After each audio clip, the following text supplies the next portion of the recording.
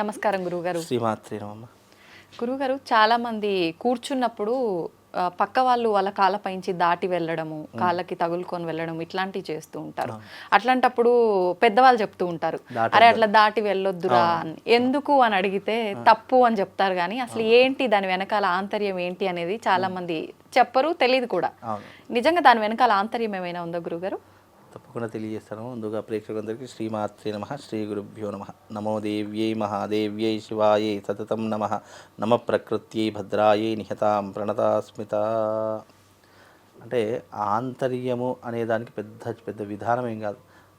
పూర్వ పద్ధతిలో కొన్ని తప్పనిసరిగా పాటించేటటువంటి పద్ధతులలో ఇదొక పద్ధతి అనేటటువంటిది పెట్టారు. అంటే పడుకునేటటువంటి వ్యక్తి యొక్క కాళ్ళను దాటి వెళ్ళకూడదు, అలాగే మనం ఎప్పుడు కూడా కాలు చాపి కూర్చోకూడదు అనేటటువంటి నియమాలను కొన్ని పెట్టడం జరిగింది. కానీ చాలామంది దాన్ని పట్టించుకోకుండా పడుకున్నటువంటి వ్యక్తి కాళ్ళను దాటిపోవడము, లేదా వాళ్ళ శరీరాలను దాటి వెళ్ళడము, ఇలాంటి చాలా మట్టుకు చేస్తూ ఉంటారు. అది ఒక అందుకు నెగిటివ్, అంటే ఒక చెడు ప్రభావాన్నే సంకేతంగా చూపిస్తుంది తప్ప శుభ సంకేతాలను చూపించేటటువంటి విధానం కాదు.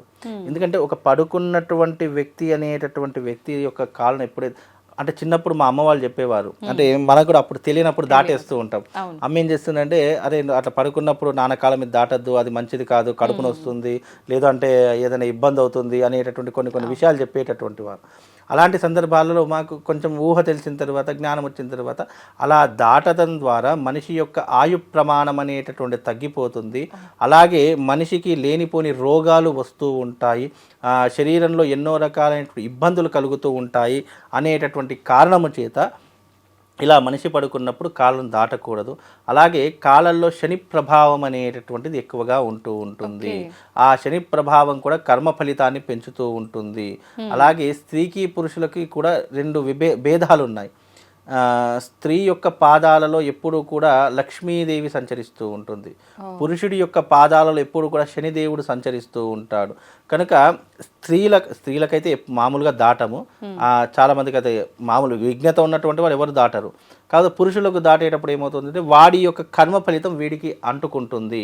అలాగే వీడి యొక్క కర్మాచర్య వానికి అంటుకోవడం ద్వారా వాడికి కష్టం అనేటటువంటిది, నష్టం అనేటటువంటిది, తీవ్రమైనటువంటి అనారోగ్య సమస్యలు అనేటువంటి పెరిగే సూచనలు ఉంటాయి అనేటటువంటి ఒక దానితో ఈ యొక్క పడుకునేటప్పుడు ఎవరి కాళ్ళను దాటుకో. మామూలుగా మనం ఇట్లా కూర్చుంటాం, కాళ్ళు చాపుకుంటుంటాం, లేదా టీవీ చూసేటప్పుడు కాళ్ళు చాపుకొని కూర్చుంటుంటాం.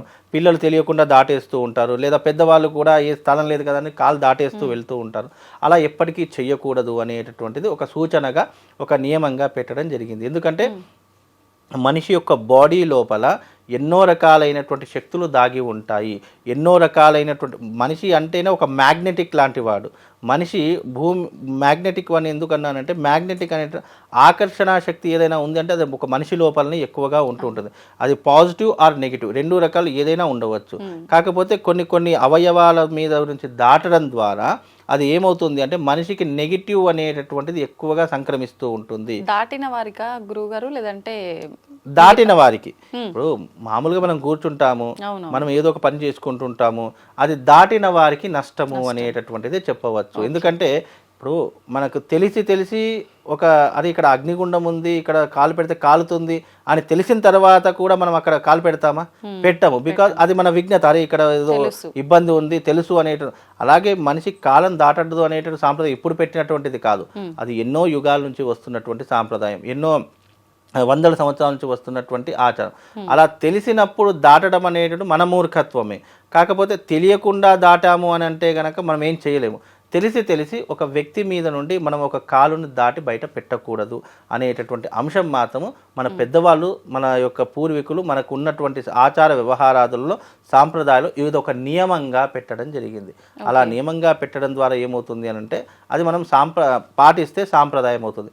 పాటించకపోతే తెలియనటువంటి వాళ్ళు ఇలాంటి ఇబ్బందులు ఎదుర్కొనవలసినటువంటి పరిస్థితులు ఏర్పడతాయి. కనుక ఏదైనా కానివ్వండి అది దాటకూడదు అంటే దానికి ఒక పద్ధతి, అనుగ్రహం అనేటువంటి ఒకటి ఉంటుంది. దాని ద్వారానే మనం ఈ రకమైనటువంటి పద్ధతులను, అనుగ్రహాలను పాటించాలి.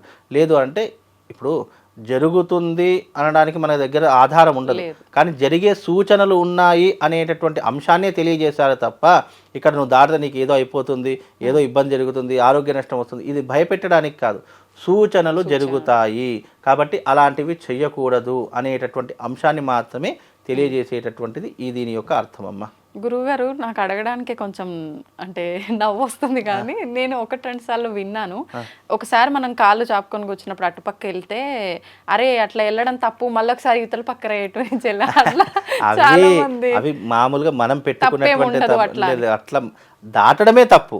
మళ్ళీ దానికి నువ్వు అట్రా ఇట్రా అంటే అది ఒక ఆడుకునేటటువంటి విధంగానే ఉంటుంది తప్ప దాంట్లో అనేటట్టు అది అసలు క్వశ్చనే కాదు. అంటే బికాజ్ అది ఒక దాటద్దు అనేటటువంటిదే చెప్పారు తప్ప అది మనం సృష్టించుకున్నటువంటిది. లేదా తలంతాలు తాగితే కొమ్ములు వస్తాయి అని చెప్పేసి ఇవన్నీ మనం పెట్టుకున్న నవ్వులాట కోసం పెట్టుకున్నవే తప్ప ఇవి సూక్ష్మంగా చెప్పినటువంటివి కాదు. ఇవన్నీ కూడా ధర్మ సందేహాలలో సూక్ష్మ ధర్మ సందేహాలు అనేటటువంటిది కొన్ని ఉంటాయి. దాని గురించి ఒక గ్రంథం, ఒక పుస్తకం కూడా ఉంటుంది. అందులో ఇలాంటి చిన్న చిన్న అంశాలు చాలా ఉంటాయి. తుమ్మినా, దగ్గినా, నడిచినా, బయటకు వెళ్దామనుకున్న చూసినా, అంటే కొన్ని వాటికి ముహూర్తాలు చూసుకొని బయటకు వెళ్తూ ఉంటారు కదా, అలాంటి వాటికి కూడా సూక్ష్మదర్శిని అనేటటువంటి ఒక గ్రంథం ఉంటుంది. ఆ గ్రంథంలో ఇలాంటివి చెప్పారు. కాళ్ళు దాటడము, లేదా తుమ్మినప్పుడు మనం ఏం చెయ్యాలి, లేదా మనం తినేటప్పుడు మనకు ఏదైనా ఇబ్బంది పొలమారిందనుకోండి ఏ రకమైనటువంటి పద్ధతిని పాటించాలి, ఇలా ప్రతి ఒక్క అంశము ఈ సూక్ష్మదర్శిని అనేటువంటి గ్రంథంలో చెప్పేది. ఇప్పుడు మీరు చెప్పినటువంటి అంశం కూడా సూక్ష్మదర్శిని అనే గ్రంథంలో మనకు తెలియజేయడం జరిగింది. అలా దాటడం వల్ల ఆయుక్షీణము, అనారోగ్యము, ఇలాంటి ఇబ్బందులు ఏర్పడతాయి. కాబట్టి అలా దాటకూడదు అనేటటువంటి సందర్భాన్ని మన పెద్దలు చెప్పారు. కాబట్టి అలా దాటకూడదు. మళ్ళీ అటు దాటు ఇటు దాటు అని అంటే అది ఒక ఆట వస్తువులా మారిపోతుంది. కాబట్టి అలా చెయ్యకూడదు. అలాగే మన పిల్లలకు కూడా నేర్పియాలి. అంటే చాలా మంది తండ్రులు ఏం చేస్తారు, కాలు ముందర పెట్టేసి లేదంటే అటు తిరుగు ఇటు తిరుగు అని చెప్పేసి ఇలా చెప్తుంటారు. కానీ అలా చేయకూడదు అనేటటువంటి నియమాన్ని కూడా మనం పెట్టుకుంటే మనకు బాగుండే అవకాశం ఏర్పడుతుందమ్మా. ఓకే గురుగారు, చాలా మంది కూర్చొని అంటే ఎత్తుపైన కూర్చున్నప్పుడు కాళ్ళు ఊపుతా ఉంటారు ఎవరికి వాళ్ళు. అట్లా ఊపడం కూడా మంచిది కాదు, చాలా దరిద్రం అది. కాలు ఊపడము అనేటటువంటి దానికంటే మించినటువంటి దరిద్రం ఇంకోటి లేదు. అలా ఎప్పటికీ ఊపకూడదు. అలా ఊపడం ద్వారా దరిద్ర లక్ష్మి తిష్ట వేసి కూర్చుంటుంది, నష్టం అనేటటువంటిది మనకు వాటిల్లుతుంది అనేటటువంటిది ఇది కూడా దానికి ఒక అర్థము పరమార్థం అనేటటువంటిది చెప్పడం జరిగింది. కాళ్ళు ఊపడము, ఇట్లా కూర్చున్నప్పుడు ఇట్లా కాళ్ళు ఊపడము, లేదంటే కాళ్ళు చేతులు ఆడించడము, లేదంటే ఒక రకమైనటువంటి కాళ్ళు ఇలా కూర్చున్నప్పుడు కానీ ఇలా వేళ్ళు ఇలా ఇలా అనడం కానీ అవన్నీ ఒక రకమైనటువంటి దోషభూయిష్టము అని చెప్పడం జరిగింది.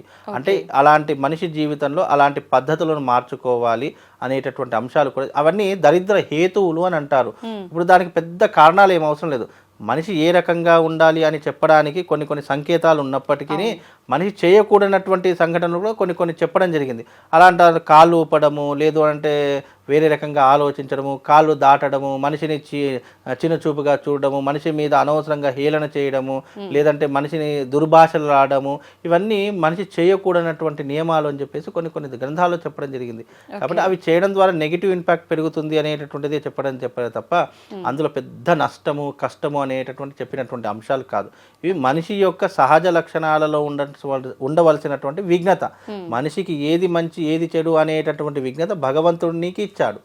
ఆ ఇచ్చినప్పుడు దాన్ని నువ్వు ఏ రకంగా యూటిలైజ్ చేస్తావు అనేటటువంటిది నీ మీద ఆధారపడి ఉంటుంది తప్ప ప్రతి ఒక్కదానికి ఇది మంచి ఇది చెడు అని చెప్పాల్సిన అవసరం ఏమీ లేదు. నీకు తెలివి ఇచ్చినప్పుడు ఇది మంచా చెడా అనేటటువంటి భావనతో నువ్వు ముందుకు వెళ్ళిపోవాలి తప్ప ప్రతి ఒక్క చిన్న విషయం అడిగి చెప్పారనుకోండి ఏమవుతుంది అంటే చెప్పేవాడికి లోకువైపోతాము, వినేవాడికి లోకువైపోతాము. కనుక కొన్ని చెప్పడము అనేటటువంటిది మనం ఆలోచన చేసుకుని అర్థం చేసుకోవాలి తప్ప ఈ ప్రతి చిన్న విషయం చెప్పామనుకోండి ఏమవుతుందంటే ఇబ్బందికరంగా మారిపోతుంది. లేదంటే ఎదుటి వ్యక్తి ప్రతి చిన్న విషయానికి రాద్ధాంతం చేస్తున్నాడు, ప్రతి చిన్న విషయం నాకు తెలియదా, నాకు ఇది కాదు, ఇలా గొడవలు అనేటటువంటి ఏర్పడతాయి. కాబట్టి దీన్ని ఎంత సామరస్యంగా పరిష్కరించుకుంటే అంత మంచిది. అది మనం మనిషిగా పుట్టినందుకు మనకు దేవుడు ఒక విఘ్నత ఇచ్చాడు కదా, దాని ప్రకారంగా నువ్వు మంచి చెడులు చిన్న పెద్ద అలాగే ఏదైనా తేడా అనేది తెలుసుకోవాలంటే మన విఘ్నతకు మనం ఆలోచన చేసి నిర్ణయం తీసుకోవడం చాలా ఉత్తమమైనటువంటి మార్గం అమ్మ. ఓకే, ధన్యవాదాలు గురుగారు. శ్రీమాన్.